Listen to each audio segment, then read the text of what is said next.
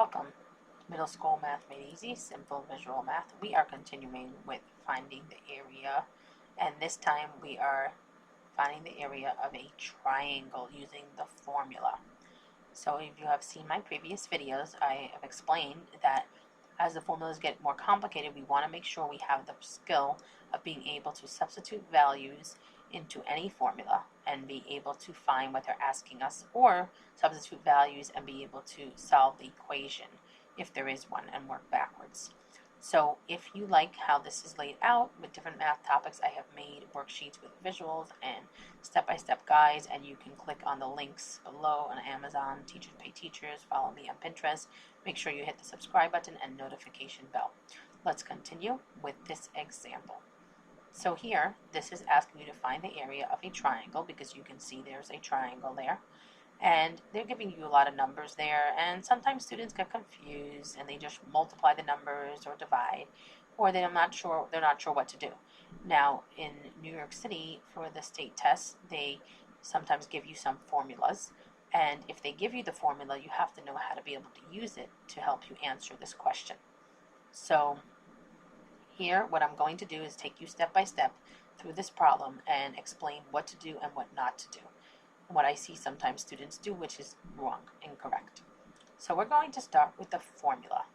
And the formula here is, let me get my pen. So the formula here is A, which stands for area, equals half BH.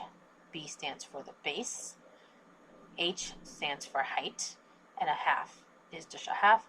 And remember, in algebra, when you have a variable, which is a letter representing something we don't know, next to or attached to a number or to another variable, it means to multiply.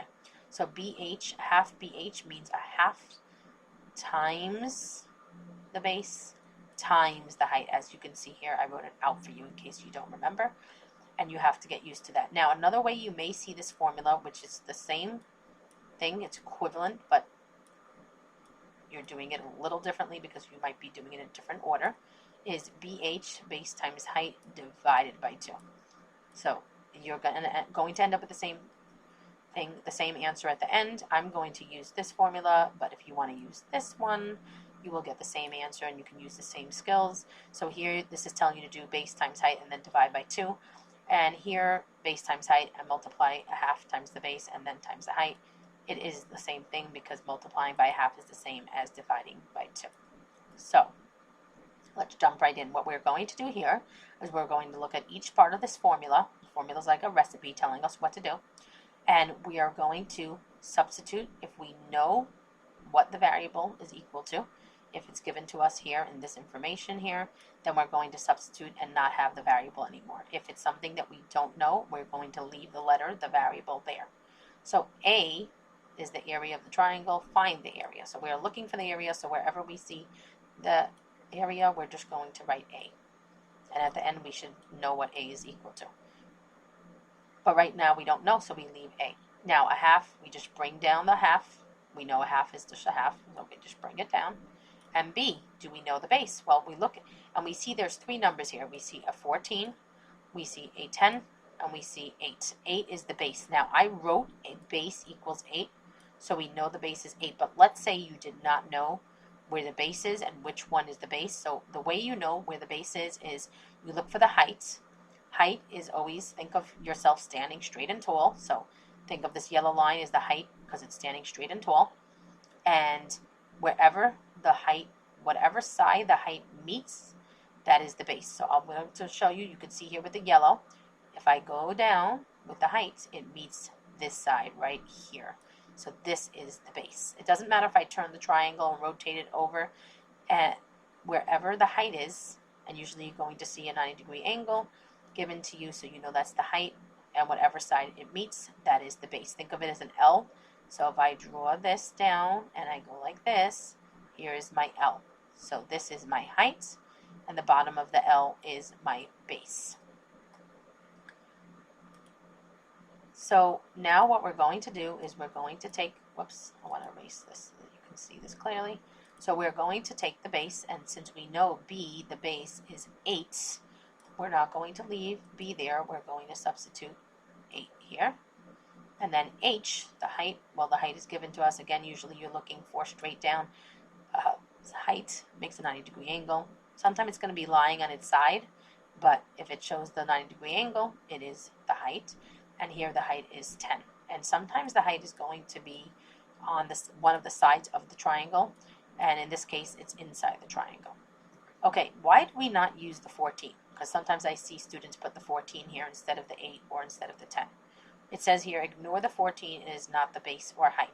So what that means is, when you get a lot of information, sometimes there's extra, and here there is extra. We ignore the 14. Why? Because the formula, remember the formula is like a recipe that we must follow.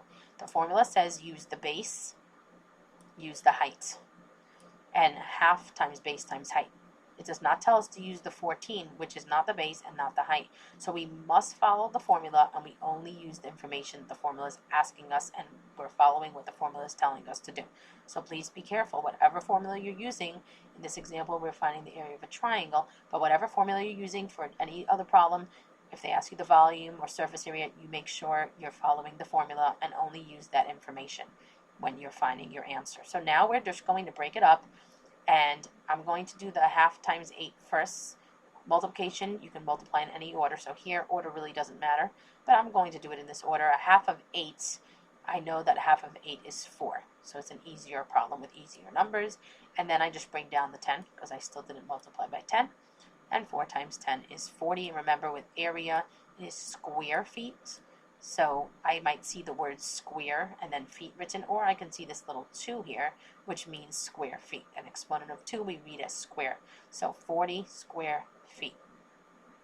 If you found this video helpful for you, or you think this might be good for your students or someone you know to use, whether homeschool guardian or a teacher, this is great. These types of worksheets are great to use after the mini lesson or guided practice, and you can get more video worksheets on different math topics by clicking on the links below. Amazon, Teachers Pay Teachers. Follow me on Pinterest for the different types of worksheets I have. Make sure you hit the subscribe button and notification bell. I have linked more of my videos here, and you don't want to miss any of these videos. These videos provide visuals and step-by-step guides for your students or for yourself. Thank you.